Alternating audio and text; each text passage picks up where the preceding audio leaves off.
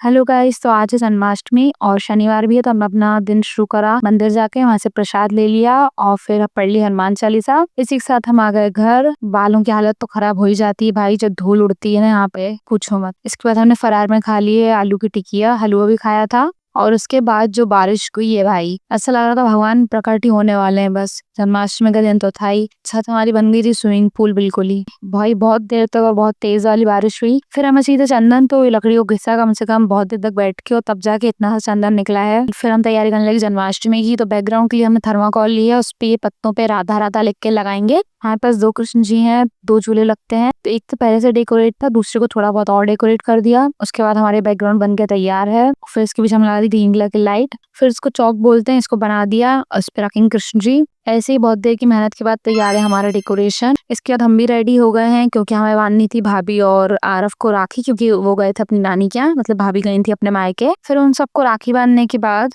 हमने शुरू कर दी पूजा, जिसमें सबसे पहले हमने कृष्ण जी को नहलाया दूध से, फिर दही से, उसके बाद शहद से, घी से और शक्कर से, और लास्ट में उनको गंगा जल से नहला के अच्छे से साफ करके पोंछ दिया। और ये हमारे दोनों लड्डू गोपाल के कपड़े और मुकुट वगैरह। उसी के साथ हमारे दोनों लड्डू गोपाल हो गए हैं तैयार। फिर उनको बैठा दिया झूले में। और प्रसाद में जो जो था उसमें से 3 चीजें मैंने घर बनाई थी, 2 मावे की मिठाई और खीर, और बाहर से मिठाई लाए थे। और पूजा करते करते रात के बज गए 12। हमने लड्डू गोपाल को झूला झूला दिया, फिर हमने खोल लिया अपना व्रत। ऐसे ही ब्लॉग को एंड करते हैं। हैप्पी जन्माष्टमी, राधे राधे।